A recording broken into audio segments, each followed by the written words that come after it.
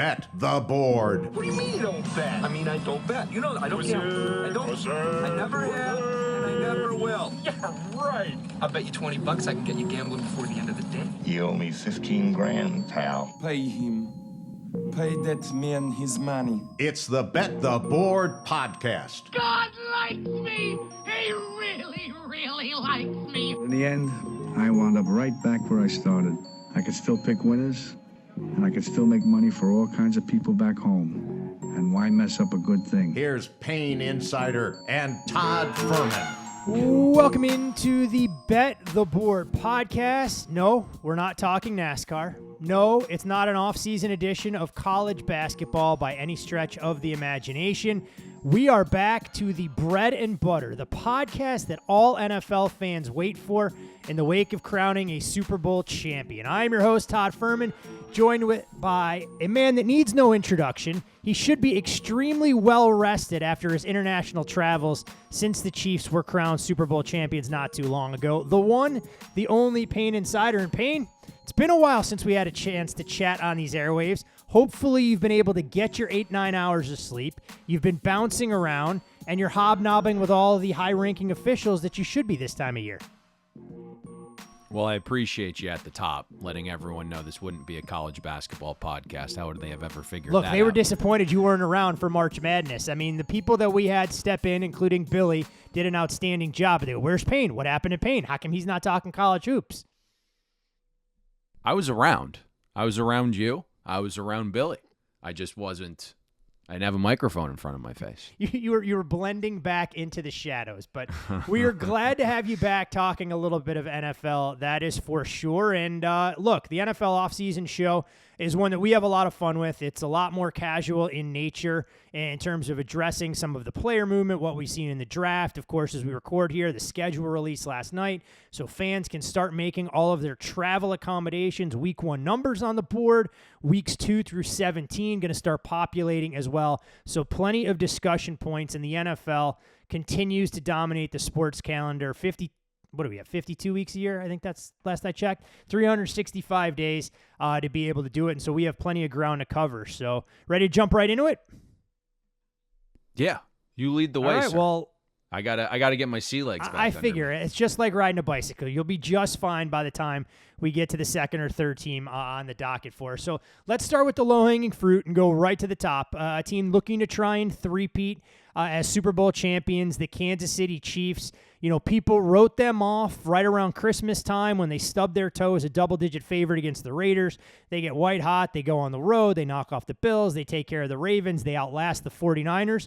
And lo and behold, the Chiefs can't stay out of trouble off the field or keep their mouths shut. But in terms of player personnel, look, they bring back Chris Jones on the defensive side. You talked about L'Jarius Sneed potentially being a salary cap casualty. He gets signed to the franchise tag and subsequently shipped off to Tennessee. Willie Gay heads out, a player that you've talked about at great lengths and how underrated he was in terms of overall athleticism. But we can start on the offensive side, Payne, where we're not sure what Rashee Rice's status is going to be for week 1. The Chiefs go out and out. That's fair. They addressed the receiver position through the draft with Xavier Worthy. But there was one of the more unheralded signings that I think flew under the radar that may pay major dividends for Patrick Mahomes and company as we approach the 2024 season. It's certainly a pretty loud team. I think you hit that right on the head. Willie Gay, fast, athletic. I think the writing was on the wall there, just based upon bringing in Drew Tranquill last year and Leo Chanel, who you drafted and was metrically very good, waiting in the wings. And then, you got some linebackers to sign next season. And Chris Jones, obviously massive, being able to pick him back up. And he kind of set the market, but then when you see what other defensive tackles got paid, you start to feel really good about what you got Chris Jones for. I think your main question there, and you led me in, is Hollywood Brown. Is there a more valuable signing? I think when you look at how this deal's structured, it's 1 year. It's a prove-it deal. It's $6.5 million guaranteed. Feels like a great fit in his prime. Going to be, I think, 27 in June. He's got an elite trade. I think the market really undervalues Hollywood Brown because of his past situations. He's stuck in a run-first Ravens offense for 3 seasons with Greg Roman, who was fired for lack of creativity, and then he heads to Arizona, and that guy, kind of feel bad for him, right? He's thinking he's going to this air raid offense under Cliff Kingsbury, and Kingsbury gets fired after a year. Murray is injured and only plays in like half the games the last 2 seasons. So I don't know. I felt like he was being wildly undervalued in the market. 56% of Browns targets last year were deemed catchable. That's clearly going to improve with Patrick Mahomes. And I think going back to the value perspective, it's like Robert Woods is making more this season. The Falcons just gave Darnell Mooney $15 million signing bonus and $26 million guaranteed on what's effectively a 2-year deal. And I'm not saying I hate Mooney, just kind of illustrating the financial gap there between the two, and they feel like very much similar players. Hollywood Brown with a little bit more of a proven commodity, and you're getting him for substantially less. L'Jarius Sneed is the interesting one, right? Like undoubtedly that's a loss on defense. Now, I think everyone knew that Sneed was gone. We talked about it. Veach anticipated it. He's a 4th-round pick, so he's not going to give you the hometown discount, right? He needs the bag. And so I thought that was handled amicably, right? They told him, hey, we're going to tag you. If you can't find a better deal, awesome, you're back. If not, and we can get the right deal for you, the compensation makes sense, we'll let you go. And that's what happened. The Chiefs get a 3rd-round pick for a guy they drafted in the 4th round, and I think they're comfortable with Joshua Williams. Might not be a household commodity, but he allowed 3 receptions for 30 yards on 156 coverage snaps the last 8 games. So I think they're going to be okay with Joshua Williams. Obviously have Trent McDuffie still. Brought in a couple guys. Maybe they add one more. So the Chiefs feel very much positioned to make a run at that three-peat. Look, I mean, there are still some veterans out there as far as defensive backs are concerned, should the Chiefs want to go in that particular direction. We saw the schedule get unveiled. We'll get to that towards the end of the show, but in terms of roadblocks that stand in their way, no reason to believe, to your point, that this team won't be right back in the thick of things, vying to try and accomplish a bit of NFL history. But when we look in the landscape of the AFC, the Chiefs, maybe, I don't want to say they're flying under the radar, but in terms of flash and dash, there was a team that garnered a few more headlines already this offseason, and it's a team that came up just short in the AFC playoffs last year, being the Houston Texans. I mean, this is a group and a front office that's clearly going all in to try and win with C.J. Stroud on a rookie deal. From an offensive standpoint, you trade for Joe Mixon, bring him in from the Cincinnati Bengals. You bring Stephon Diggs over from the Buffalo Bills. The unfortunate circumstances around Tank Dell. Looks like he's going to have a full recovery. Not sure what the hell's going on down there in South Florida, by the way. And defensively, Danielle Hunter, when you talk about resetting the market for the edge, a 2-year deal worth about $900 million for a player coming over from the Vikings. And then you bring in some other pieces that I think contribute as well, Azeez Al-Shaair, Danico Autry. But in terms of the Texans offseason, this was a group that burst onto the scene last year and clearly poised to keep some of that momentum going forward in 2024. This is exactly what you're doing when you have a quarterback on his rookie deal. You stack the roster around him and you make a run. They're in a winnable division. It's very clear the coaching staff is competent, from head coach to offensive coordinator and Bobby Slowick. That was something that, watching the preseason, I'm like, this doesn't seem to be a Kyle Shanahan disciple. And then, okay, found his groove. Maybe he was hiding some things. But, the big acquisition was Stephon Diggs. And that's the clear signal Houston's all in. And that their path navigating the AFC South is one of the easiest in the NFL. And this is effectively a win-win-win, right? Because it's a 1-year deal. So the Texans were able to wipe out the remaining money owed past the 2024 season on the Diggs deal. So this becomes Diggs plus a 5th and 6th round pick in exchange for Buffalo getting, the 2nd rounder in this past draft. And I think it's good for everyone. Buffalo got Diggs off the books. Josh Allen and Stephon Diggs weren't getting along. Most of that was off-field issues involving a woman that carried over onto the sidelines. The Texans get Diggs and approve it kind of year, and they aren't committed to a small receiver reliant on speed and quickness long-term because Diggs does turn 31 in November, and if Diggs goes out and dominates, then he's going to get a big deal, even at age 31. So again, like it's a triple win for all parties involved. You mentioned Danielle Hunter as well. The guy just gets after the quarterback. 156 pressures and 31 sacks the last 2 seasons. He's back to full health. He's going to be in a D'Amico Ryan system that loves its ends just getting up the field. I'll be candid, though. Like, I thought the Vikings did a good job replacing Danielle Hunter at a really affordable price with Van Ginkel, who actually had a better pass rush win rate than Danielle Hunter. So I like what the Texans are doing. They're going all in. It's what you should be doing when you have a quarterback that's that good on a rookie deal. We'll see if it leads them to the promised land. As you mentioned, Tank Dell should be back. There was some great rapport there with C.J. Stroud initially. So, I mean, they have some weapons. Yeah, I was going to say it's amazing when you look at the Houston Texans and what they have in terms of receivers. Eventually, there's going to be an odd man out, and you have to imagine that, Robert Woods, who's still under contract, ain't going to be there that much longer. But you look at Stephon Diggs, Nico Collins, Tank Dell, John Mechie, who they spent a second-round pick. We saw Noah Brown put up video game-like numbers. So they're a wealth of riches there. Ben Skoranek, who they pick up from the Rams. So a lot to be excited about for the Houston Texans. We'll see if pressure bursts pipes for C.J. Stroud in his sophomore season. Because to your point, the path is there. The market has some high expectations, but not overwhelming in terms of what this team could potentially be on paper.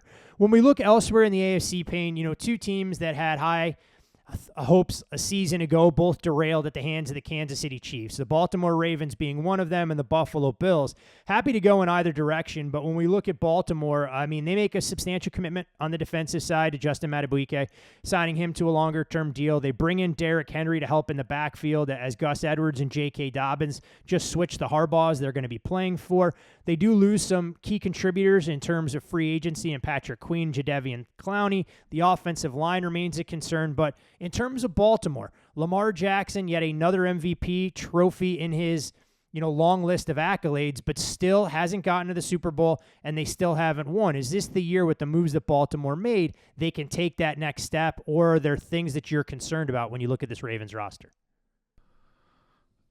There's certainly some things that you have question marks about. Obviously, I referenced the Chris Jones deal suddenly feeling like it wasn't an overpay. And then you look at, Justin's deal, and it's like, okay, great player. But, they're certainly missing some guys along the defensive line that they had last season. Derrick Henry, I think, is the perfect fit, but you hit it perfectly in that some question marks up front with the offensive line. But this has kind of been a organizational strategy for the Ravens where they're willing to move on from the older guys because they have younger ones that are waiting in the wing. We'll ultimately see how large that dip is along the offensive line. Patrick Queen, I think people know my opinions on him, although he is coming off a career year. I think the biggest thing is the potential loss of Mike McDonald for that defense. Huge so scheme-wise, that being that, the architect for what they were able to do. Yeah, that to me, if you're like, hey, of the players lost, what's the most impactful? I actually think it's the defensive coordinator. Now, time will tell. They've been, Harbaugh's done a great job finding that replacement for defensive minds. And this team initially on paper has you feeling a certain way. And then the more I dig, it's like, The good thing here, though, is it looks like Lamar Jackson's in the best shape of his life. I know we kind of joked around, maybe it was a season and a half ago, where he shows up on the podium with like a chocolate milkshake and some popcorn in his hand. It's like, Jesus Guys, Christ, dude. just trying to help Looks his like you put durability. 20 Payne. You got to pounds on. fatten up a little bit. You can't be skin and bones running around for your life and 300-pound defensive linemen are chasing after you. It was a joke at the time, but what's transpired since, right? He's dropped 20 pounds since then, and that's word, because he's trained down here in Miami, that he's in the best shape of his life. His body has been reformed a little bit, and he's chomping at the bit to get back out there after what transpired against the Chiefs. And this is a Ravens team, of course, that we will see on the opening night of the season, going on the road to take on Kansas City, and a number that the market has already shown a little bit of under money from where that total opened up, and 2.5, 3, kind of that prevailing price tag as you look to wrap your head around at least how odds makers view two of the best teams in the AFC early on. Buffalo, Payne. I'll let you talk. I know you mentioned Buffalo. Yeah, I'll let you. Why don't you talk about Buffalo? Because I always get a bad rap for talking about Buffalo, but it feels like we've been pretty pinpoint accurate overarching on the Bills the last few seasons, but all the Bills fans are up in arms every time we talk about them. I mean, early in the season, it's a team that we've talked about at great length, so it feels like we preview them more often than not with a lot of their marquee games. And somewhere along the way, you have to get over the hump when you're going to commit to the quarterback like they have in Josh Allen. But I think this offseason is interesting because what it shows me is that Buffalo wants to further show the belief they have in their quarterback, that they're going, you know what, we're going to try and purge our roster. It eventually became time to pay the piper for some of the salary cap casualties that were there. So you lose a lot of key contributors. 6 guys on the defensive side who played at least 50% of the snaps are gone, and it doesn't include players like Dane Jackson and Tre'Davious White, who is returning from injury. I mean, the secondary is going to look substantially different.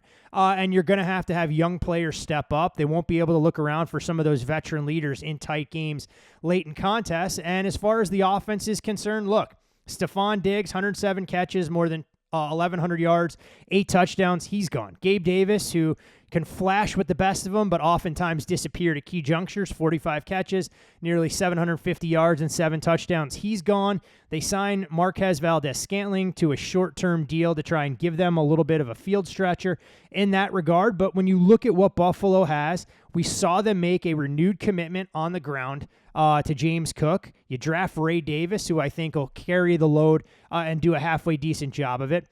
Curtis Samuel comes in, a player that we've seen as an interesting gadget guy when he can stay healthy. But this offense, for me, Payne, looks like it's built from the same mold as Kansas City. Your best offensive player now, Dalton Kincaid, a tight end that is more than capable of catching 100 balls and can go out there and put up big numbers. I still have some questions along the offensive line, but look, the man that has taken the social media world by storm is a player that you know all too well. What kind of impact can Keon Coleman make in his first season in Buffalo once he figures out the lay of the land, where he can get his best snacks, and how he can properly make sure he doesn't have to go too far to that snack table on a game in, game out basis?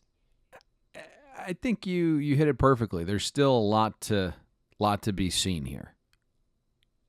Defensively, I feel okay. That's the one thing you can trust McDermott on is figuring out the secondary, and I think that will ultimately shape itself through camp. The weapons on offense feels like a lot of 2s and 3s. You certainly need Dalton Kincaid to go out there and be that horse. Let's see if he can take that next step. If they give him the ability to take that next step, I just don't know. Feels like a lot of repetitiveness. Like, where are you putting Dalton Kincaid? We know he's not the greatest inline blocker, so you're going to line him up where? Typically in the slot, right? He's your wide receiver Shakir, 1 by default at this point. Right, but I'm just like, where did Shakir do his best work last year? It was in the slot. You went out and got the guy from Carolina and Washington. What the hell's his name? You said it at the top. Curtis Samuel. He's a gadget guy. Where has he been playing? He's playing in the slot. So it's like, and so you go and get Keon Coleman, and Keon's a good dude, really, really fun to be around. And I think that's one of the things that was really got shorted by FSU not making the college football playoff last year is just the personalities on that team. It was a great group of kids, Keon being one of them. If he's going to be your true like outside X receiver, which is what they anticipate him being, he's got to be able to win a little bit more one-on-one. Doesn't create a ton of separation, but that's why one of his best attributes is winning contested catches and going up and getting the ball. So you'll have that there. And then you add MVS, right? As you mentioned, it's a short-term deal. He's still got wheels. Had 3 monster catches for the Chiefs in the playoffs. Certainly has a case of the drops, but he at least gives you an outside receiver with some deep speed. At least it's a little bit of a change-up in that room offensively. But I think you're going to see what we saw last year, right towards the end, is this is going to be very much a more running football team than it was with Brian Daboll, and we'll ultimately see if that's a path that can get the Bills over the hump. I certainly know, there were some sharp, savvy defensive minds that really gave the Bills fits down the stretch. So I don't know. I don't want to say the window's closed, and certainly. But Payne, they have a beautiful new stadium coming. Yeah. Payne. Let's. I don't know. this team isn't for me. And there's been some conversations had from some folks that at some point this preseason will be, I think, looking to fade Buffalo in the futures markets, whether it's win totals, things of that nature. It is an interesting roster for sure, because I think you mentioned the key component with them. Has their window closed? They haven't been able to get over the hump, and you look at all the other teams that dealt with injuries, that are rebuilding, reloading, and suddenly the AFC, no less of a gauntlet this year than what it's been in the past, and you wonder on paper. And there's some things I if liked, Buffalo can compete. right? Like re-signing A.J. Epinesa. Like, he came on, right? Can you get Russo to take that next step? They have to be healthier on the defensive side this year than what they were last year. I mean, that just by dumb luck, they have to be healthier on that side of the ball. Completely. So you wonder how all of that'll go. But when we look around some of the other teams in the AFC, I mean, there's a number of interesting storylines that were out there. I mean, the Pittsburgh Steelers and their quarterback situation, you trade for Justin Fields, you bring in Russell Wilson, you address the offensive line. The Tennessee Titans trying to do a whole hell of a lot in terms of bringing in playmakers to see if they have a franchise quarterback in Will Levis. When you get Calvin Ridley, you bring in Tyler Boyd, Tony Pollard, you help along the offensive line. They're talking about Treylon Burks potentially being an odd man out and a secondary that looks better. But in terms of some of the other player personnel moves around the AFC, we don't have to do deep dives on a lot of these teams. We'll, of course, get to all of these sides in greater detail when we go division by division. But what were some of the bigger moves that stood out to you that you think are worth highlighting as we sit here in the middle of May? Well, the Titans were interesting. I didn't really plan to talk about them, but it feels like within one offseason they were able to do something Mike Vrabel was not, and that's fix the secondary. We like Awuzie more than most. If the knee is right, then that'll be a nice value signing. And then, we loved L'Jarius Sneed. Offensively, J.C. Latham was a little bit of a I think reach, I think they panicked on putting once the Chargers took they Joe did. Alt. There's no doubt. Yeah, I mean, there was no mystery. Like, the Titans wanted Joe Alt like blood, and in comes Harbaugh and snatches him. So, J.C. Latham obviously had some clear issues in pass protection, especially early in the year last year for Alabama, and now you're going to kick him from right to left to see if that works. I don't necessarily know if it will. And then a lot of the offensive signings, right? Calvin Ridley certainly had a fantastic camp. Maybe just didn't quite mesh with the Jaguars offense, so you can get a player that maybe is a little bit better than performance last year. Tyler Boyd coming off his worst year. Tony Pollard kind of showed that he couldn't shoulder the full load. So, I don't really know what Tennessee is. Need to do a little bit deeper of a dive there. The Steelers are interesting. And, it's certainly, I thought they had a very good draft. One of the better drafts. They're trying to fortify that offensive line. That's very clear. The splash move, or the big move rather, that everyone's going to want to know about is Russell Wilson. And I think it's an interesting conversation if you're willing to be open-minded and hear all aspects of it, because I think this is going to surprise some people. But Russell Wilson, in my eyes, is a very impactful pickup for the Steelers. Clearly, he is not in his prime. The mobility has taken a step back. There's more focus being spent outside of football these days. And, we're seeing Wilson's deficiencies that have really, candidly have always been there as a passer, but now that his legs aren't as large of a weapon, they're kind of fully in the front mind of everyone in terms of those passing deficiencies. But I think when I saw that move initially, my mind, because I'm a movie guy, gravitated towards Moneyball, where the scene Billy Bean and Dave Justice are talking in the batting cage, right? The Yankees are paying you $3.5 million to play against them. And in this instance, like the Denver Broncos are paying Russell Wilson $39 million this season to play for a competing AFC Week 2, team, baby. Circle it on the calendar. Right. And this means the Steelers are only paying Russell Wilson $1.2 million. Like, Carson Wentz is making 3 times that as a backup. He wasn't in the league for the first part of last season, right? Easton Stick and Trubisky and Dobbs and Brandon Allen and Josh Johnson and Nathan Peterman and like John Wolford are all making more as backups than Russell Wilson in 2024. And so when I look at Russell Wilson and how he played last season, it's like he graded out QB 22 of 41 qualifying quarterbacks. He finished 15th among 49 quarterbacks with at least 100 dropbacks in EPA plus completion percentage over expectation. He finished 21st in total QBR. Whatever your flavor of of quarterback metric is, it far exceeds, right, the $1.2 million price tag, even for what Russell Wilson is at this juncture of his career. Now, do I think he's going to take him to the promised land? No, unfortunately, the Steelers have the toughest schedule in football. That division's brutal. Their last 8 weeks, yikes. Yeah, it's is he going to take them to the Super Bowl? No. Is he better than anything they had last year? Yes. For $1.2 million, he might be the best valued quarterback in the league this year, right? When you put it in that context. So, very interesting signing. Hopefully, people are viewing it from the right prism. If you're viewing it as, Russell Wilson getting paid $1 gazillion and Denver had to give up a shitload of capital and assets for him, right? He's terrible. He's horrific. At $1.2 million, rich fellas are paying more in gas to get the private jet flown.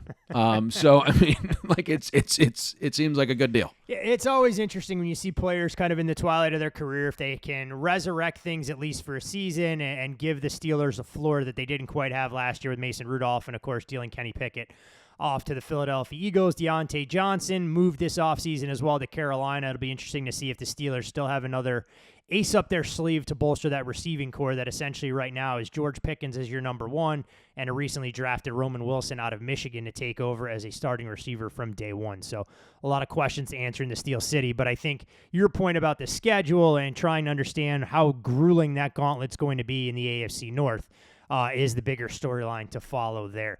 When we switch from the AFC to the NFC, it always makes sense to start with a team that came up just short in football's biggest game, the San Francisco 49ers. Outer Eric Armstead and Chase Young. The team adds Leonard Floyd that can potentially fit the plug-and-play pass rusher role. His price tag far, far cheaper than some of the other big names that we saw sign this offseason, whether it was Brian Burns, Montez Sweat, Josh Allen. The ongoing storylines and potential drama, despite what John Lynch has said about the receiving room, tells me when you're drafting Ricky Pearsall at the tail end of the first round that you're looking to try and move on, whether it's from a Debo or a Brandon Ayuk, whether it happens this season or next. But as far as the 49ers, did they do enough, in your opinion, to bridge the gap and get them closer to allowing Kyle Shanahan to finally win that elusive Lombardi trophy? Man, I don't know if it's going to happen. And that's tough to think about and swallow. Chase Young was clearly someone that they brought in to go win the Super Bowl last year, and he just did not play to the level that was expected of him. I mean, he was just horrific against the run for those guys to the point where they couldn't play him as much down the stretch as you would have initially thought. Eric Armstead, I think they wanted to keep, but it's just they have so much money allocated to their premium guys that you couldn't afford to bring him back, even though your quarterback is making relative peanuts. I do like Leonard Floyd. I think that's a good fit. When you ask Leonard Floyd to be a number 2, which clearly he's going to be because Bose is still there, I think it's a good signing. And it'll be interesting to see. Ultimately, the receiver situation will sort out itself. I really know from the guys I speak to over there, they want to keep Brandon Ayuk. That's very clear. And really what's happening here is we saw Howie Roseman do a great job getting out ahead and signing his 2 receivers before the market's about to take off. The 49ers are trying to get Brandon Ayuk to do the same, but Ayuk's people are like, hey, we're no dummies. If you can hold out one more year, market's going to take off again. And so that's kind of the battle they're having. Will they find a middle ground? Ultimately, Debo is a great guy for this system, but if you ask him to be like a wide receiver, is he the greatest wide receiver? No. I'm a little surprised they didn't move him for a day 2 pick at the top, right? There was talks about the Giants going and giving them, I believe it was pick 34 on day 2, but they want to be all in this year. In terms of Ricky Pearsall, hate to say this about a Florida Gator, but that's my guy. And so hold on, I'm marking this down. Hold on, we're roughly 30 minutes into an NFL offseason preview because I know what you may say about the Gators when we get to the SEC preview. So this may be the last nice thing that you say about a Florida Gator for the next calendar year. So I'm marking it down. Legitimately, that's my guy, and it doesn't surprise me that Kyle Shanahan, who sees football through a certain prism offensively, gravitated towards Ricky Pearsall. I think he gets a knock on him because potentially being white, but just go look at the measurables and the metrics. Like he was bigger than people thought, and boy, was he faster than people thought. And he's an actual receiver. Deebo Samuel is not like an actual receiver. Now they're different, and I understand people are like questioning it because it's typically not the type of receiver that Kyle Shanahan wants. But I think Ricky Pearsall can be an impact guy right away. I think that much of him. And again, you look at GMs, and they don't necessarily want, and I know we'll probably talk about some drafts later on in the show, but a lot of these GMs are looking for guys that are in tough environments and come out the other side. And so when you think about the environment Ricky Pearsall was in, where there's really no other receiver defenses have to focus on, you look at who his quarterback was throwing him the ball, and you look at a potential offensive mind who's going to be fired 8 weeks into the season. And Ricky Pearsall comes out the other side a winner. Water meets its level in regards to what's going on in Gainesville.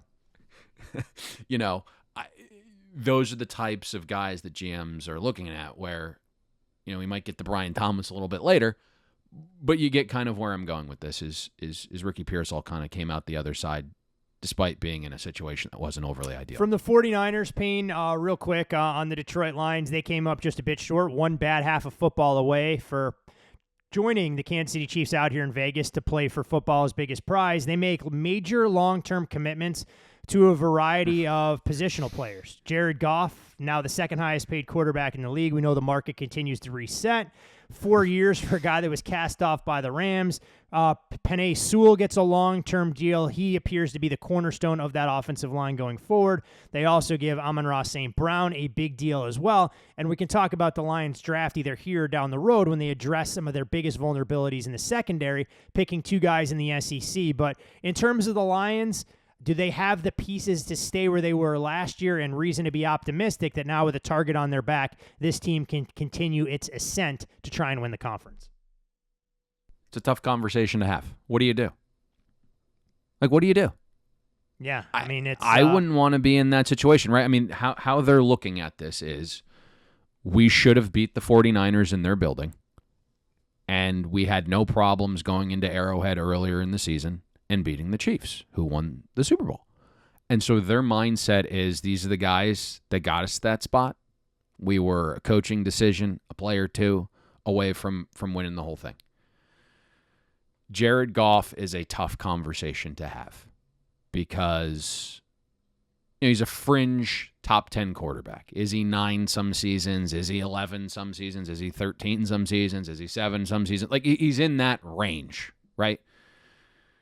Or at least that's what he's played to in Detroit. So let's say he's the 10th best quarterback, and you are a couple plays away from potentially winning a Super Bowl. You're forced to re-sign the guy because you are in win-now mode. But you look at what's around him, and he's got a pristine situation. So is he really the 8th best quarterback in the NFL? No. And you're paying him, regardless of the market continually resetting, like the second best quarterback in the league. And that's difficult pill to swallow, I think, right? I mean, the offensive line's fantastic. It's a top 5 offensive line. The receiving core and weapons are fantastic, and they're only going to get better, right? I mean, you had 2 rookies last year that probably are going to improve in year 2, and you have a fantastic offensive mind. So Jared Goff is being propped up by everything that's great around him. And that's why it's a difficult conversation to have, because you're on the doorstep of competing for a world title, and you're paying this guy the second best quarterback in the league. And I mean, if you injected their organization with the truth serum, they'll tell you that Jared Goff isn't the second best quarterback in the league. It's fair. Anybody who watches the team on a week in, week out basis, I think you've laid out the case in the past, talking about how things for certain quarterbacks have to be perfect around them. And Jared Goff fell into a situation where he was well protected, didn't have to worry about throwing from a muddy pocket more often than not, and with some young weapons that are relatively cheap, it affords them the luxury over the next couple of years to commit maybe a little bit more aggressively when it comes to resources to the man under center. Philadelphia, Payne, a team that clearly tanked down the stretch, whether it was locker room chemistry, speculation about would their head coach even return for the upcoming season. They answered some of that and then some, but this roster will look a little bit different when you talk about adding Saquon Barkley at running back, Bryce Huff along the defensive line, C.J. Gardner-Johnson a return home, a depth piece in Devontae Parker, and a little bit of a dice roll in Devin White. But gone are some of the veterans that they've leaned on in the past. Kevin Byard experiment didn't quite pan out the way they would have drawn it up. Jason Kelsey, though, had been a fixture along the offensive line. Fletcher Cox, similar contributions defensively. Hassan Reddick, we knew was going to get a payday somewhere else.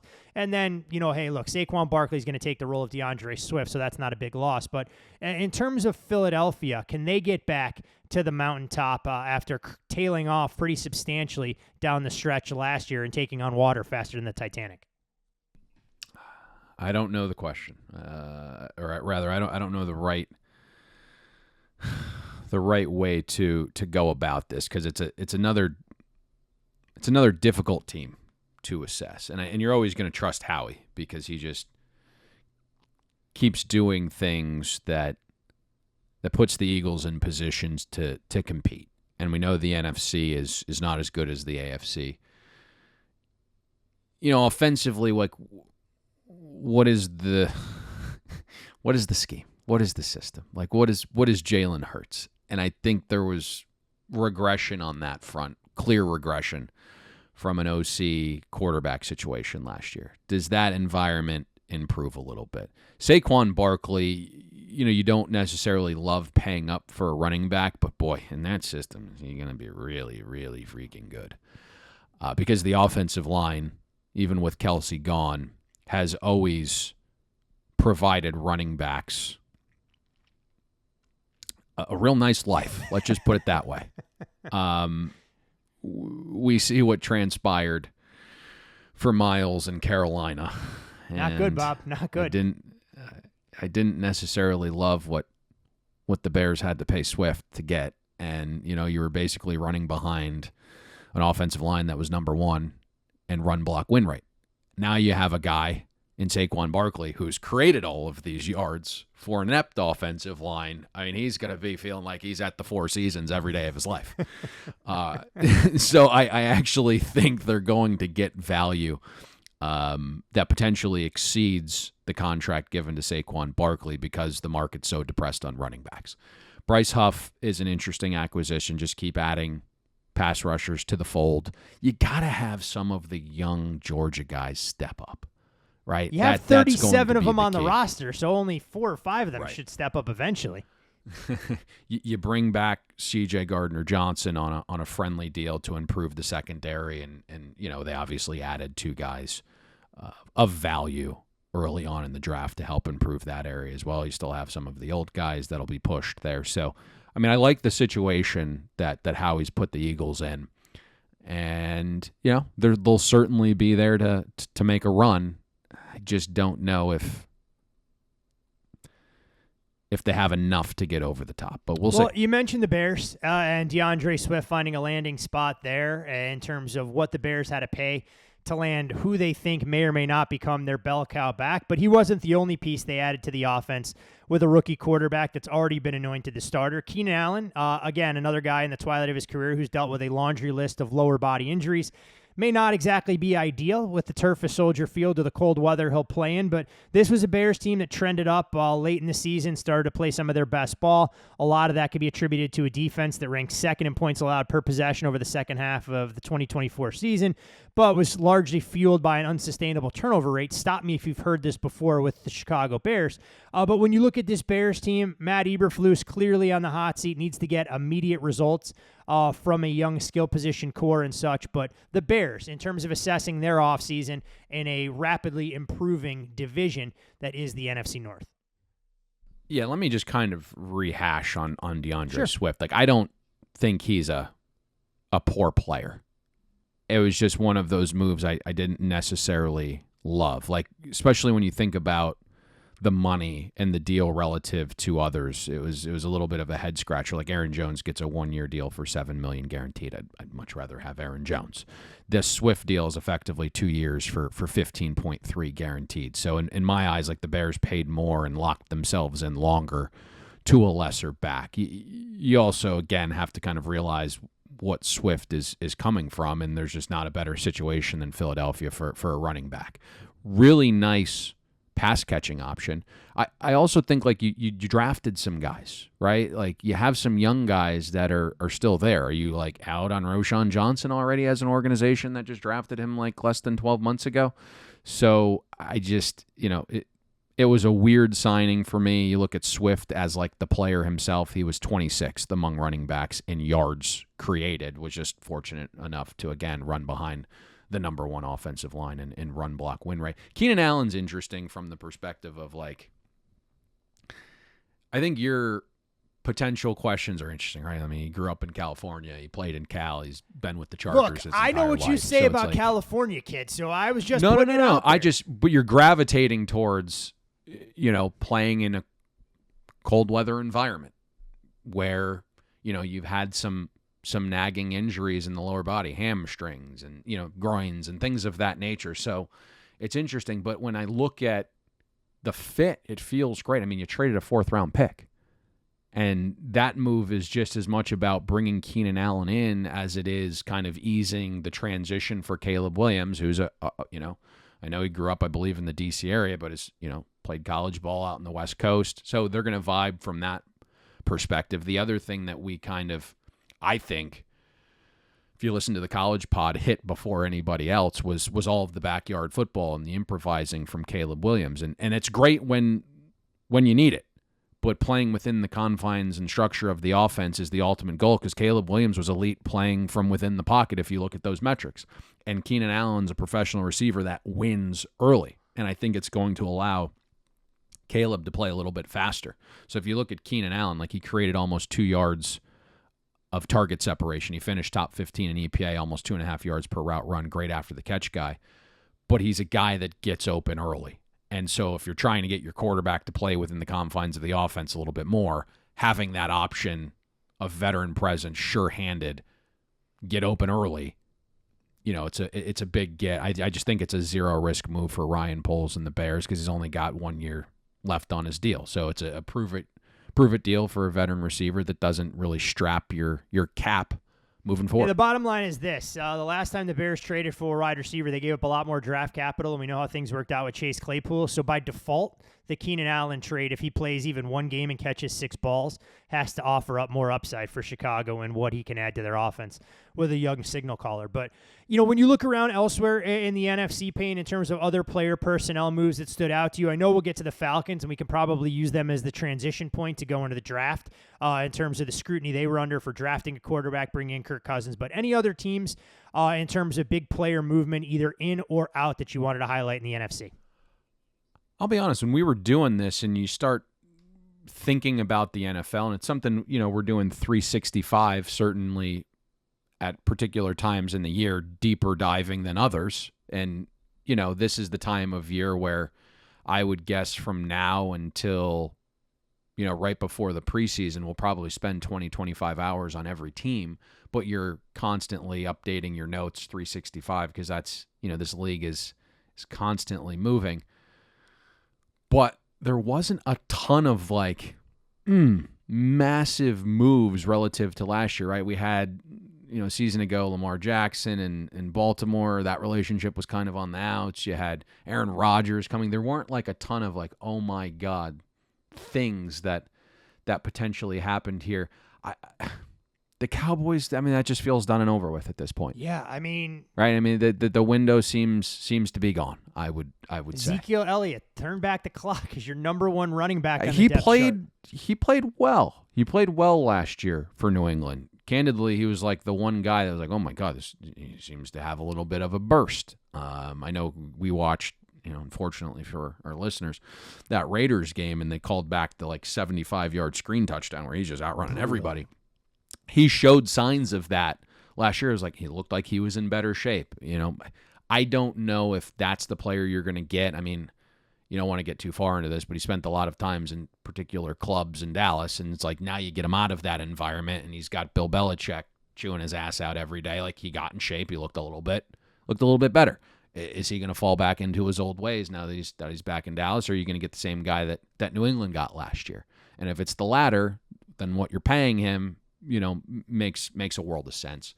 There were some other deals. I don't know if they were specifically in the NFC. I mean, Christian Wilkins. You want to talk about that a little bit? Yeah, you can fire away with the Raiders making commitment to him. What did player that you know all what did too you well. make of that? Look, I don't know what the Raiders are doing. If you want my honest assessment, I think it's a team trying to figure out exactly how they want to build. You and I had been critical or at least questioned the commitment to Antonio Pierce just because he got the players to play for them. That's great in theory, but at some point you need somebody that's going to elevate your overall body of work. Effort and energy should be there on a week-in, week-out basis, and I think the Raiders became enamored with, hey, look, this team actually goes out there, they fight and they care compared to what we had with Josh McDaniels, but will that continue to pay off if you're getting out-schemed on a week-in, week-out basis?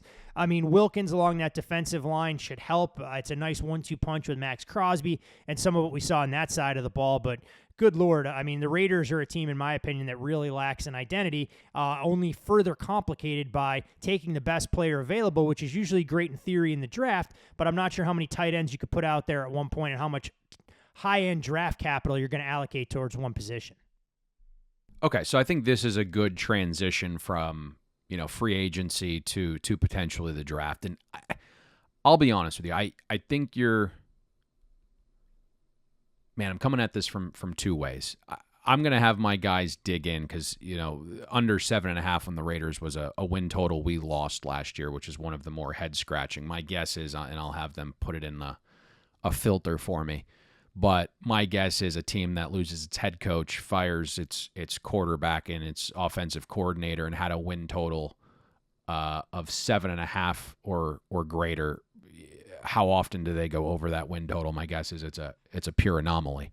And now you're seeing what the market thinks of the Raiders even this year. They've added pieces, right? You go spend $100 million on Christian Wilkins, and you're at 6.5 wins.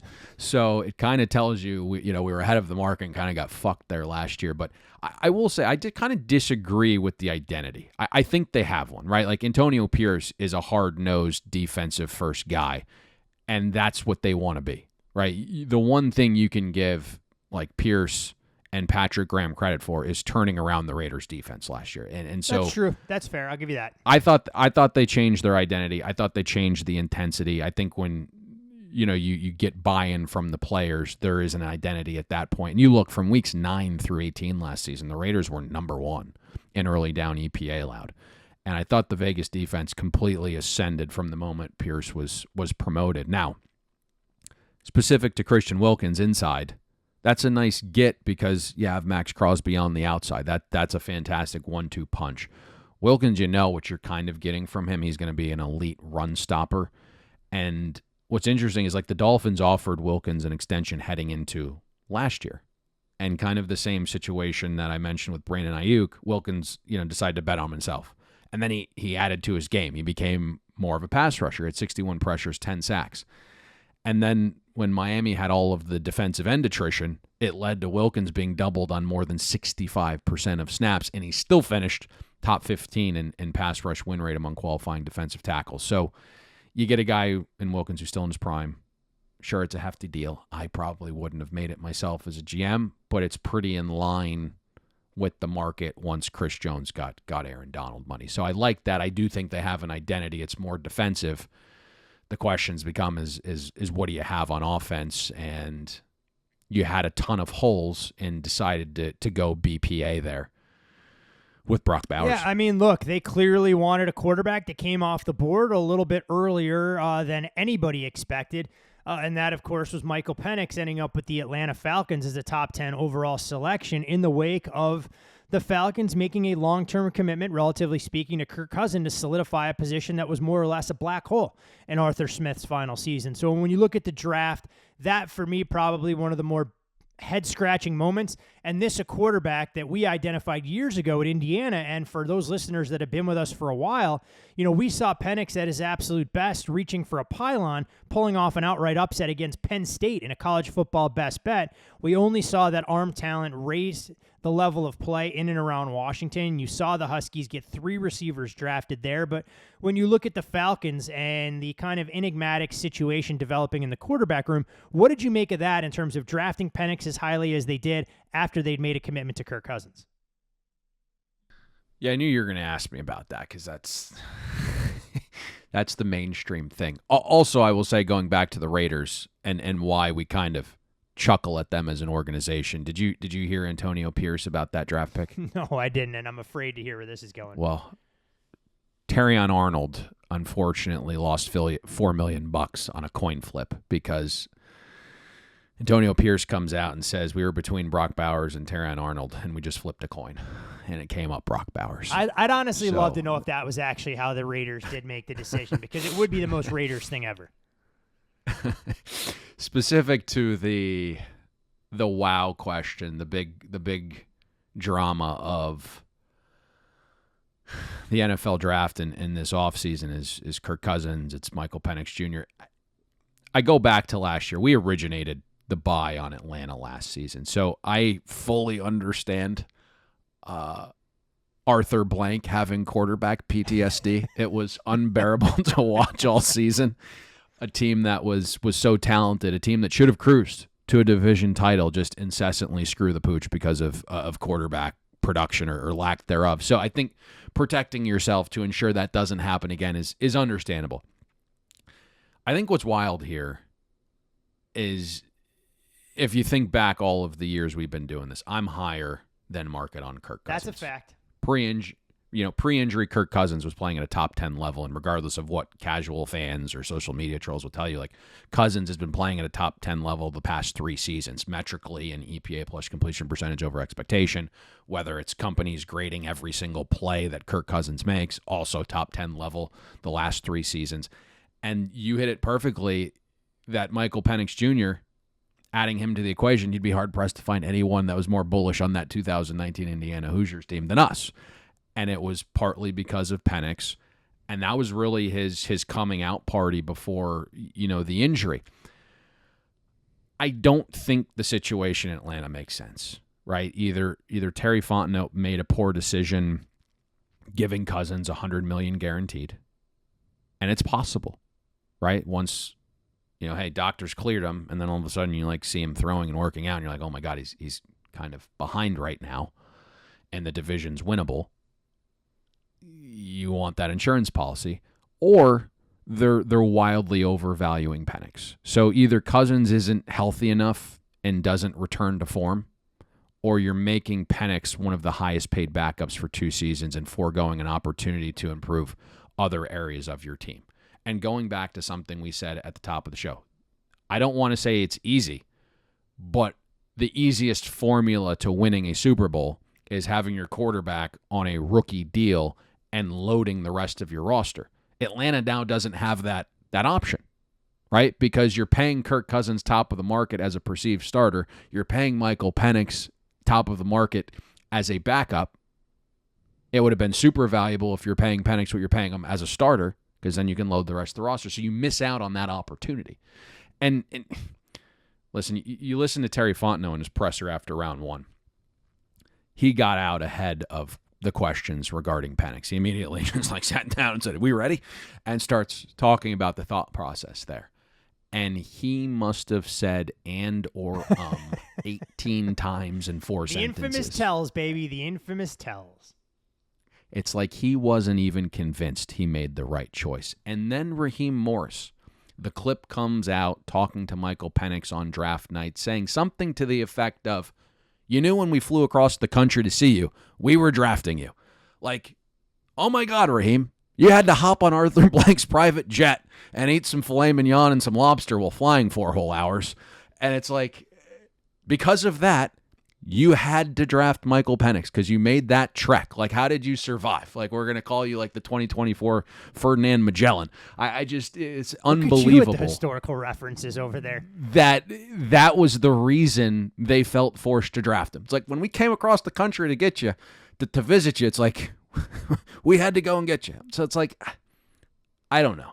And then the other thing here that's probably a little bit higher level that isn't making its rounds on the internet quite yet. I like Michael Penix. The thought was Penix would go late round 1, and I think you hinted at the Raiders kind of liking him and trading back into round 1 to go get him. So at minimum, like Atlanta overdrafted a backup. But it's also not like Penix doesn't have deficiencies. I get the medical checked out after the 3 surgeries on his knee. That's awesome. Throwing motion is a little wonky. He's not great if you force him off the spot. Doesn't throw with a ton of anticipation. And we kind of grazed over it on the college podcast, and I'll leave it alone for now, but there's a reason the guy's got his head in a bucket on the sidelines and can't watch the end of games. So there's some things here that aren't like slam dunk, this guy's going to be awesome. You also look at the numbers, very gaudy. And I think we kind of hit on this a little bit when talking Ricky Pearsall, but Penix had a fantastic situation, right? You have a great offensive-minded head coach. You had a red-hot OC in Ryan Grubb that's now in the NFL. You played with 3 wide receivers that were just drafted 9, 37, and 92, right? So it's like this embarrassment of riches from coaches to scheme to talent surrounding a 6th-year super senior. And this is kind of where we'll go into the weeds. It's a little bit higher level. Like, I can tell you the reason Penix varied so much on draft boards, right? Some GMs had him number 2, other GMs had him like 6th. The forward-thinking front offices right now, the analytically sound organizations, with all of the 6th and 7th round guys due to injury and then the COVID season, the sophisticated organizations have started to put a governor on those players' metrics by like 5 to 20% due to age. Right, Michael Penix was a couple months shy of being 24 last season. He's playing against 18, 19, 20-year-old kids. Man, he's 40. It's not, right, it's not as, like, exaggerated, but it's like going out on your driveway and you're 14 playing your 9-year-old brother and pick up basketball. And that's kind of why they're starting to, some of these analytic departments are starting to, like, grade on a negative down curve for some of these older players. Do you want to tell that to Sean Payton, who drafted another elder statesman with a top 15 pick to be the heir apparent in Denver, hoping that Bo Nix can replace Peyton Manning's production under center with the Drew Brees comparisons? Well, again, and this is why these conversations are so wild, because there probably wasn't anybody higher on Bo Nix than me, right?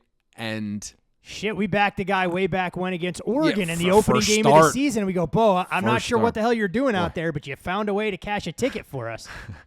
Yeah, we luck boxed into that cover. I'm not apologizing but for a win, Payne. I'm not apologizing. No. I just think at 12, taking Bo Nix is clinically insane. But Sean Payton, again, you give him credit because he's going to forget more football than we'll ever know. And if he sees Drew Brees and Bo Nix, so be it. He's certainly more athletic and quicker and faster than Drew Brees.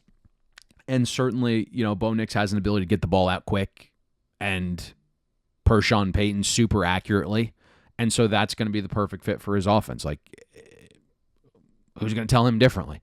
But the rumors and smoke during the entire draft process were really real about Sean Payton being infatuated with Bo Nix. But, once 5 quarterbacks went early and the Broncos didn't have another pick until 76, they panicked.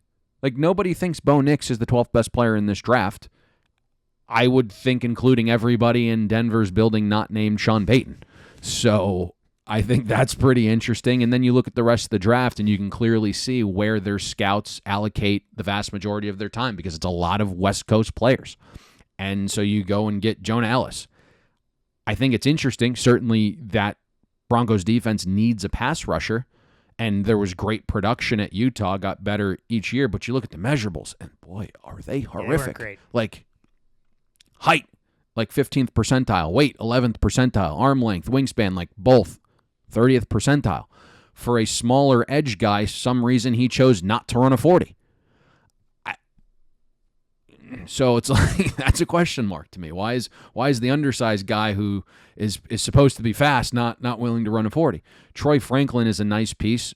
There were a lot of connected guys throwing him into the late first round, early second round. So to get him in the 4th is value. So I don't mind that pick. And then you reconnect him with Bo Nix, and at least you have 2 guys now that are on the same page and kind of help each other ease that transition to the pro game. So I thought the Troy Franklin pick was solid for those guys. When you look at teams on the West Coast, there was one that stood out that clearly spent a lot of their time scouting on the defensive side of the ball in the ACC, specifically in the state of Florida. Suffice to say that you are a huge fan of the Rams defensively now, knowing that there are considerable contributions, at least expected to be made from a pair of Florida State defensive players in, Braden Fisk and, of course, Jared Verse, selected by Sean McVay. They take Cam Kitchens out of Miami with the 4th pick. You know those Florida State players better than anybody else. For Rams fans that are out there listening, do you think one or both of those guys are going to do enough to try and make them forget Aaron Donald over the next 3 to 5 years? Well, that's a pretty. Hey, we like to aim high around question. here. We like to set the bar with unrealistic expectations.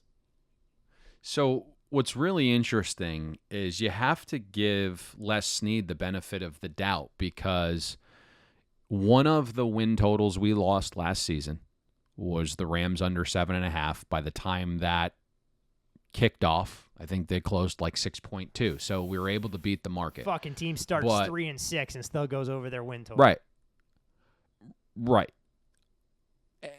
Everything went their way.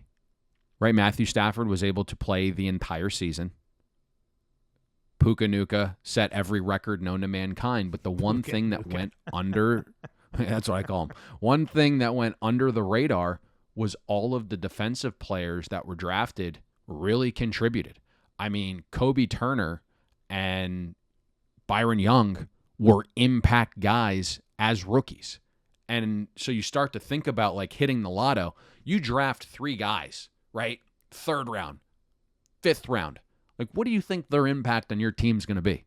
They were all fantastic, like record-setting type performances that all happened at one time. So I guess my point here is, based upon what they drafted on the defensive line last season, you have to give them some leash going out and getting these guys. And I think the one thing Les Snead and McVay said immediately is the way they compete. And I can tell you that there aren't 2 guys that work harder. You don't have 2 better personalities. And I think, again, we were stripped of Florida State showing those personalities. And immediately, like, what was the talk of the draft? It's the conversation between Verse and why is his name slipping my mind right now? Which particular instance are you talking? The defensive tackle there for Florida State. Oh, with Verse and Fisk? That the Rams just drafted at 39. Fisk, Jesus Christ, Braden Fisk at 39. So it's like that moment between them, like, they're just 2 guys that are going to go and work. Now, does Verse have some question marks? Yes. Is he like the most skillful pass rusher? No. It's a lot of power game. You're going to face more powerful guys at the NFL level. Great hands. Can you get the ancillary move? Can you get the bend you need? Fisk was a guy that just shot up draft boards. I knew he was going to, because he was going to interview well and he was going to kill the combine. And so you mentioned the Aaron Donald replacement. That is a tall task for Braden Fisk. I say it tongue-in-cheek. I don't expect him to come in and be a first ballot Hall of Famer. You go to the combine, and some of those metrics weren't touched since Aaron Donald. And Braden Fisk was the guy who reached some of those levels. In fact, some of the drills, he was better than Aaron Donald at. I like that young nucleus if you can get Kobe and Byron to take another step in year 2, and then you add Verse and Fisk to that. It's interesting. Now, did they overpay to get up to 39? Yeah, they did. When you look at the points, so to speak, on the draft scale, they overpaid by like 1,100 plus points, which was the equivalent to an additional 35th overall pick. So they lost like a fringe first round pick, top of the draft board day 2 pick, just in points on what they gave up to get to 39. So I don't love that. But I do like the combination of these 2 players. I mean, look, we've seen the Rams' philosophy, and they've de-emphasized drafting in the first round. It's paid dividends for them with rosters that are relatively thin in terms of overall depth. But you look at the contributions that they've had from skill position players on the offensive side, whether it's the receivers that you reference, Kyron Williams taking over as a lead back. There's something to be said about what this group is doing in terms of identifying players that fit their system, high character, and a variety of other things. So until further notice, the Rams Rams get the benefit of the doubt. Payne, I know clearly in the wake of the draft, everyone likes to declare winners and losers through the lens of, hey, look, you drafted a quarterback. Somehow that makes you a winner, regardless of what you paid for some of those guys. You mentioned Howie a little bit earlier. The Eagles go out and they address one of their biggest needs in the defensive backfield. Did you like the picks they made, bringing in Quinion Mitchell from Toledo and Cooper DeJean, a player that we've been high on at Iowa, knowing what he can do from a special team standpoint? So overarching, your question's interesting because you'll see a lot of folks after the draft with like biggest winners and losers. And I think it needs to be put in the right context. Like, right, the Bears. People had like the Bears as the number one winner. Any one of the 31 GMs that didn't have a quarterback that was drafting number one was taking Caleb Williams. Merry Christmas, right? You just happen to be in a draft where Rome Odunze is the third guy because you have Malik Neighbors and Marvin Harrison Jr. In the last two drafts, Rome Odunze is the number one wide receiver in those drafts. You just got fortunate that there were two better guys on paper scouted as being better, and so you get Rome at 9 when he probably would have been the first receiver off the board the last two drafts. So it's like, okay, great. It's a good draft. It sets up the rest of your, the future of your organization and team for potentially the next decade. But it's like, it's not very difficult to do what they did. Back to the Eagles. I think it just always seems to work out for Howie somehow, right? He just kind of... The harder you work, Payne, the luckier you get sometimes. Casual, and he just kind of lets the board come to him. And, they were in desperate need for secondary help. And then you get the first 14 picks are all offensive players. And he's like, getting a little tingly feeling below the belt. Yahtzee. And Quinion Mitchell is the top corner in this draft. And, for him, I think the question marks about competition and playing man coverage were certainly, well thought out. And then Mitchell proved at the Senior Bowl those questions aren't as big of a thing because he dominated immediately. He was asked to play some press man, and he went up against the best receivers at the Senior Bowl, and it translated. Cooper and Nick DeJean Saban admitting to legal tampering the night of the draft as well. So it tells you all you need to know about his measurables. We and all know what's going on. Yeah, we all know what's going on. 100%. If I'm a G5 head coach, I ain't televising my spring game. Hell no. No, listen, college football right now is dirtier than politics, which is unfathomable to think of, but it is. Cooper DeJean, whether it's a boundary, a slot, free safety, I think he's going to make an impact. You mentioned his ability on special teams, whether it's, and then they went out and drafted Anais Smith, right, who's a freaking fun weapon in round 5. He could be their punt returner. And so I just liked everything the Eagles did with this draft. You're right, there's a slew of like high-profile contributors at the college level. You go and get the back who's been productive, and Will Shipley out of Clemson. You go, get Trotter Jr., who was thought to be a substantially higher draft pick if he came out a season ago. There is some limitations in coverage, but he's what they need, right? They need linebacker help. Johnny Wilson in the 6th round can play multiple positions. You take flyers on guys who have a handful of like 90th percentile measurables in round 6, and you hope that you strike the lottery. And that's how you should be drafting late in these drafts. Can he play tight end and line up in the slot and be a matchup nightmare? Sure. Can you throw a jump ball to him on, 3rd and 9 from the 11? Sure. So, you take flyers on guys like that, and I thought Howie, knocked it out of the park with the draft. What were some of the other things that stood out to you in terms of the draft? I know you are a draft guru who watches the thing intently from start to finish, doesn't just turn on for Thursday night and watch the first 32 picks and check out mentally. Were there some things that stood out to you, whether it was the Jaguars letting a receiver and Brian Thomas fall to them in the first round, a team like the Bengals potentially reaching with their first-round pick and Amarius Mims, some of the other things and storylines that you found most interesting in terms of what these teams did on draft day? Yeah, I credit the draft for hating school, because in middle school, these things used to run during the day, during the week, and I had the luxury of being able to skip school to watch the draft in the middle of the afternoon. So I'm cued into the draft. I think you focus on the Lions, right? I don't necessarily love the latter parts of their draft, but boy, it was a defense that was bottom third of the league defending the pass, and you go out and you get Terrion Arnold and you get Rakestraw Jr., and when healthy, like Rakestraw's an absolute menace, and Terrion Arnold just fits their vibe, right? He's just a player. He didn't test overly well at the combine, but he can play multiple positions. He was taught well under Nick Saban. So I just have no doubt that Terrion Arnold's going to be a year one contributor for a defense that found itself in the bottom 10 of defensive pass efficiency. You mentioned the Bengals. I think they've had just like an interesting offseason in general, and I kind of view it a little bit better than others. I view it a little bit better than the market. I like Chase Brown. I think that era begins, and then you went out and you signed Zach Moss, who's basically the same player as Joe Mixon was last year, just doesn't have the off-field issues. And DJ Reader is a loss, but I didn't mind what they did in the draft. I think a lot of people have questions about Amarius Mims. I'm a Florida State guy, so you can find the connection there. I am not as down on Amarius Mims. 2 years ago,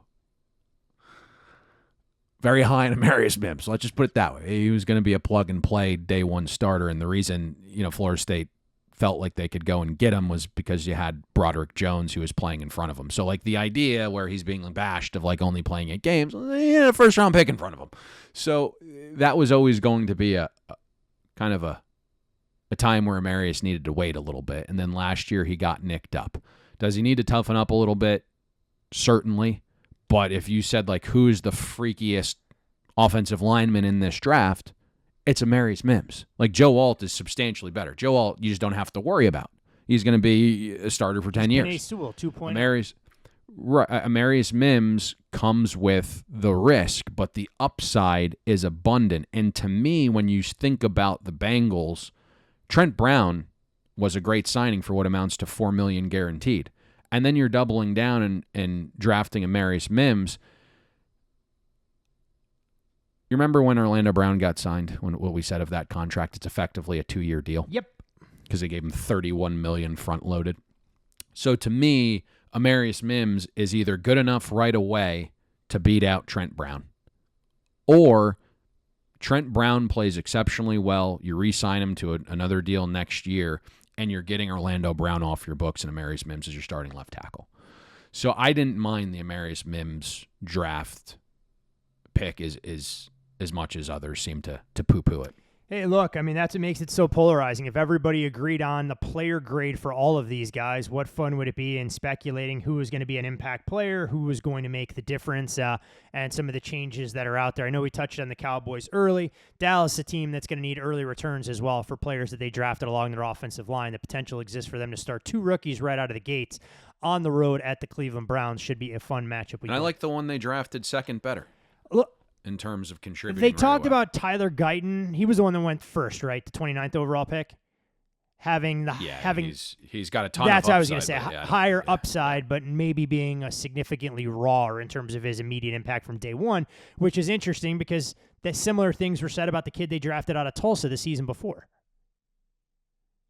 Yeah, that is very true. Their offensive line's interesting. Like I don't think it's fully settled yet. They're going to figure out if they can kick some guys inside or if they need to be kept outside. And I think we'll learn more about that offensive line in training camp. It just feels off there. It just feels like, hey, this is going to be a good team again that just doesn't have the ceiling necessary to compete for a title. It's a fair assessment. Cowboys fans have been living with that fate for years and no reason to believe that 2024 will be any different. You can follow Payne on social media at Payne Insider. I'm Todd Fuhrman. You can follow me there. But most importantly, as always, for all things podcast related, be sure to follow the pod at Bet the Board Pod. Not only NFL coverage, but announcements about college football previews looming on the horizon, NASCAR coverage, and everything else you've come to expect from the Bet the Board brand. Final chapter or program that we should get to, Payne, in terms of this show, the schedule. We saw the schedule released last night, so a lot of people can make their travel plans. They can look for 3 straight road games, try and identify when teams have an edge, when teams don't. We've seen a team go from worst to first as a division winner in 19 of the past 21 seasons. The Houston Texans accomplished that feat in 2023. The team's hoping for that meteoric rise this year. The Patriots, the Bengals, the Titans, Chargers, Commanders, Bears, Panthers, and Arizona Cardinals. Going back to 1990, we've had 34 straight seasons. At least 4 teams have qualified for the playoffs in every season that were not in the postseason the year before. Last year, it was the Steelers, the Lions, the Packers, the Browns, the Rams, Packers, and Texans. So you always look at some of these dynamics in play, and it's what makes the NFL so much fun, that you can be down one year and bounce back the next, given the level of parity that's there. The Jets, they have a ton of primetime games. The Houston Texans, they're going to be playing under the bright lights early and often this season. But when we look at schedules from a toughness standpoint, from an easiest, no real reason to spend a ton of time here, but just things that have kind of stood out to you this offseason. Agreed. As you go through some of your preliminary analysis. Yeah, I mean, I think for your squad of Bears fans, and there's a ton of them throughout the country, and it's kind of why we always focus in on them, because that's an area of the country you grew up in, and you have a large listenership there with some of the radio stuff you do. So we always try to make sure to hone in on the Bears a little bit, and I think we've been pretty well versed with our opinions on the Bears and having them come true since the Mitchell Trubisky days. So people value the opinion.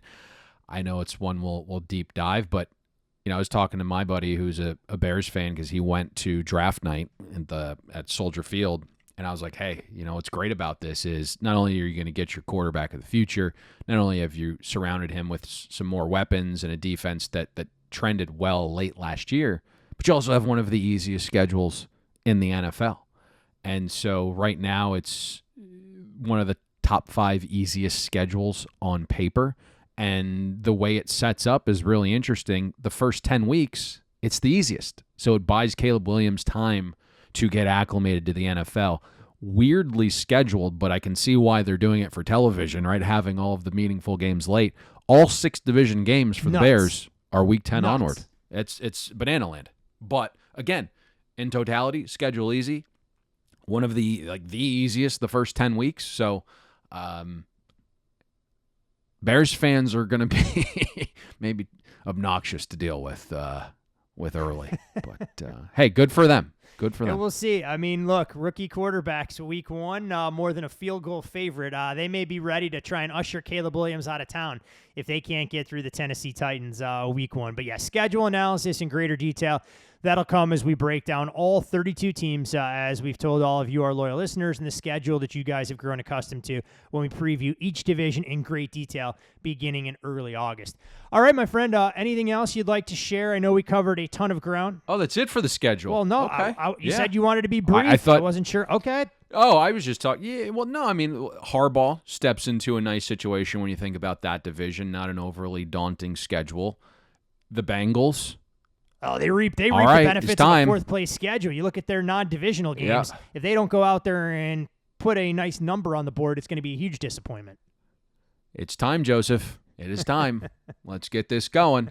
And then, we talked to Jets fans, and they were so pissed about the opener. It's like Aaron Rodgers is coming back from an Achilles injury, and he's got to deal with the 49ers defense and Bosa. They're scared shitless. But you look at the schedule in totality, again, projecting one of the 5 easiest schedules of the season. Miami's interesting. Yeah, we didn't talk about your Dolphins at all. I figured you'd be wearing your Odell Beckham Jr. jersey while recording this program.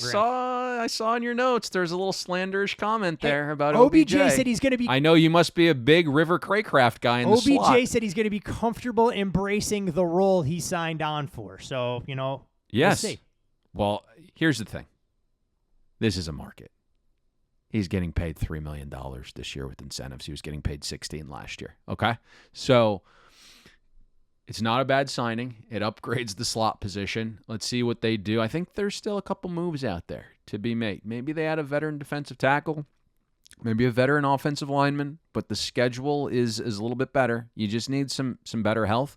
The Chiefs, I know we talked a little bit off air, have an interesting road slate a little bit later in the season, but in totality, a below average schedule strength. So very interesting. In terms of something more. I didn't plan on doing this, but we might as well. Oh, I didn't plan for this either, so. I know you didn't either. I know you didn't. So one of the win totals we've bet, and I was talking to our buddy Billy, matched. So might as well just give out the match because I don't think it's going to be there. Famous last words. Come preview time. Let's go with the New England Patriots under 5.5 wins. It's minus 140 to the under. I don't know what they were doing with Gerard Mayo. Can I ask, like, he could be fine. I just felt like the organization needed a reset. All of the things that have been going on for the last 4-5 years, like Gerard Mayo's been a part of. Right? It's not like he doesn't have any say. I think the defense could be fine. I like Alex Van Pelt as the offensive coordinator. I don't really know what you're surrounding Drake May with. The weapons feel like just a bunch of 2s and 3s. The tackle situation, might be the worst starting tackle tandem in the league.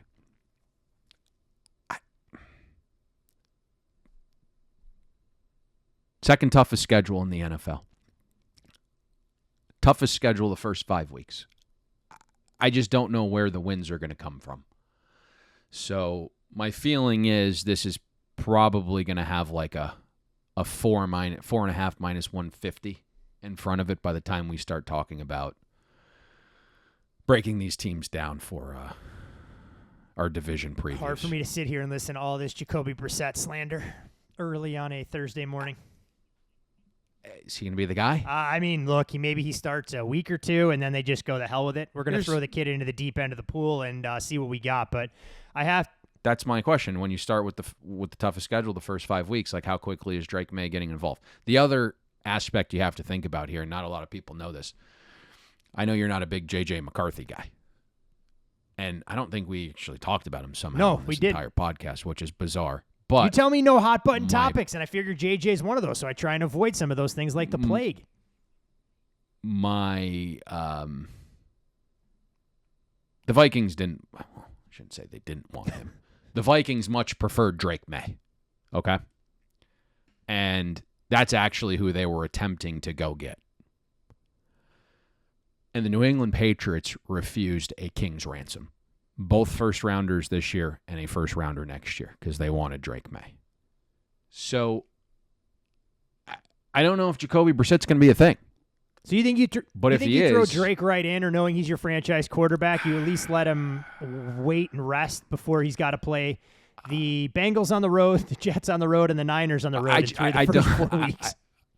I don't know the right answer to that. My guess is if the two tackles can't block anybody, Jacoby Brissett's going to be a crash test dummy for me this year if I'm the Patriots. Put you in a bit of a tough spot. There is no doubt about it to try and figure out, okay, you want your quarterback of the future to get reps, but you also don't want him to come out of there looking like a human pinata after he's had the shit kicked out of him on a week-in, week-out basis.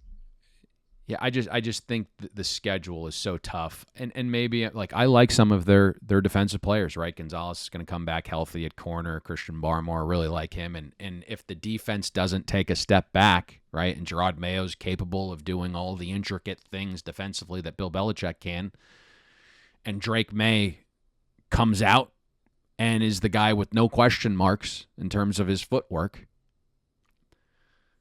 then we'll probably lose this bet. But we are, betting against Gerard Mayo being Bill Belichick as defensive mind. We are betting against Drake May, becoming Josh Allen year 3 as a rookie with the weapons he has around him, with a lackluster offensive line. You think about the guys they've added, right? And you still have like Juju Smith-Schuster there.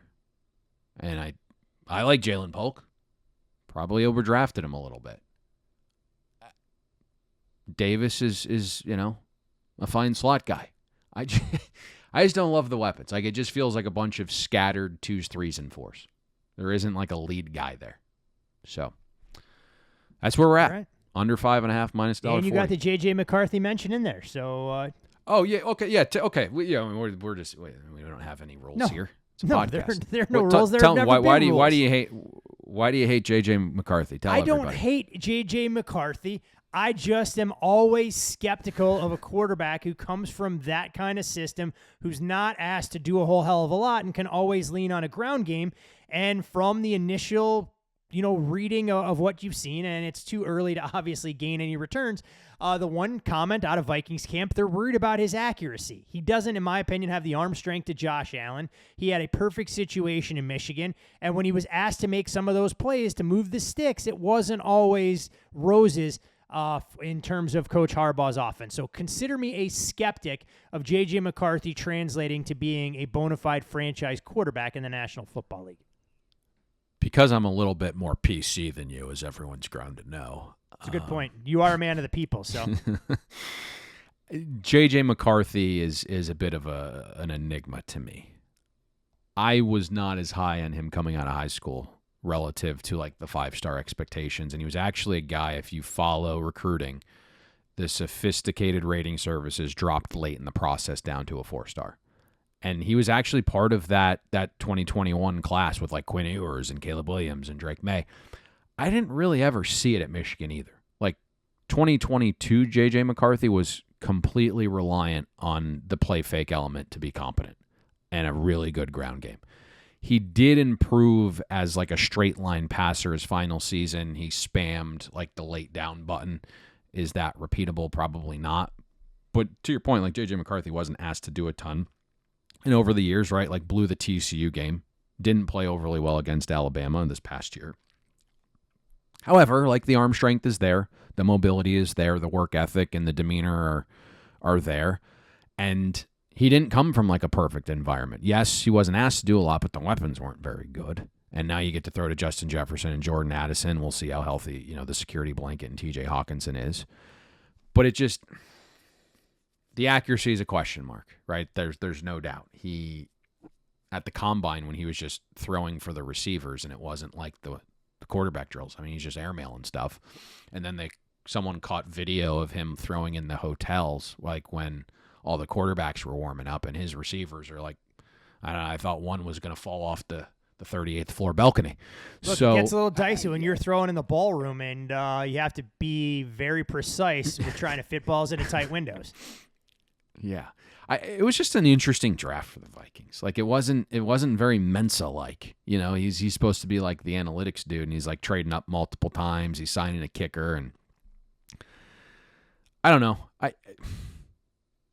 It's an interesting team. You can see why the Vikings have been absolutely steamed in the market. Open 7.5, a lot of places down to 6.5. So it'll be an interesting season. Look, I mean, I know Vikings fans wouldn't have been happy, but if somebody offered me a king's ransom for Justin Jefferson, I'd be entertaining that potential offer as well. But that's neither here nor there. So I don't know if you can do that. I mean, he's the best pass catcher in football. I it's a get valuable it. position. But what have you? If you think JJ McCarthy's your future quarterback, you can't have him throwing to nobody moving forward. So I mean, listen. The draft was interesting. Like, I think what ended up transpiring is once Mensa realized he couldn't go get Drake May, in his mind he had all of this draft capital because he didn't have to give up as much for J.J. McCarthy as he initially thought.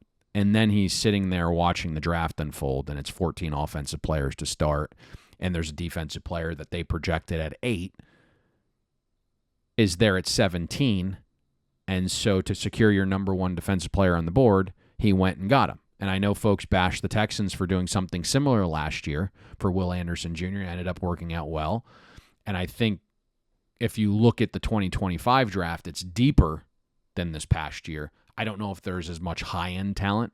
And so maybe Mensa said, hey, Patrick Payton is being projected as like a first-round pass rusher. We view this guy as a better option potentially. So I don't know. To me, you look at it in totality. Like I really liked Kyrie Jackson more than market. Free agent wise, I think I mentioned already, like Andrew Van Ginkel, like him far superior to the market. So I don't think it was a terrible offseason for the Vikings. It's always tough. I mean, it's a division where there's no doubt going to be a lot of pressure on that organization because when you look from top to bottom, the Lions entrenched, at least for the next couple of years. The Bears believe they have their franchise quarterback in Caleb Williams. The Packers ahead of schedule with Jordan Love making major steps in terms of his overall maturation throughout the second half of the season, and you have to think that puts increased pressure on Minnesota not to become lost in the shuffle and to appease, to your point, the franchise caliber wide receiver they have in Justin Jefferson. So always interesting to see how teams go. It's a business where you have to win now. You're not afforded the luxury of putting out the 3 to 5 year runway of a rebuild unless you're the Carolina Panthers, who remain an afterthought in terms of the NFL pecking order. And I have to imagine every time they watch Bryce Young, they cringe at knowing what that draft haul looks like that the Bears were able to accumulate at their expense. All right, my friend. All right, anything else you would like to share since you That's it. told me I cut you too short on your schedule analysis? I got a meeting here, I'm told, in 15 plus 9 was at 24 minutes. Good math for you on the fly. I'm pretty impressed there. Enough time for you to run your four corners offense and kind of slow things down to a crawl, should you be so inclined. But thanks to all of you, our loyal Bet the Board listeners. We know you have gone through football withdrawals. Rest assured, the schedule will ramp up in earnest relatively quickly around these parts. Payne, it's good to get you out of the witness protection program back on a podcast after a couple months of a rest and respite. And the football grind rests for nobody. Before we know it, it'll be Labor Day weekend, and we'll be crying in our beers, knowing that our lives become fully committed to our craft that is college and the NFL. Can't wait. For Payne Insider, you can follow him on Twitter at Payne Insider. I'm Todd Fuhrman. You can follow me there on social media. Most importantly, follow the podcast. I got to tell you, that was genuine, but once I said it and heard how it came out, it probably didn't seem that way. And follow the podcast at Bet the Board Pod. Most importantly, with a regular season win total on the New England Patriots under the posted total in hand, we'll see you at the window. We hope you enjoyed listening to this episode of Bet the Board.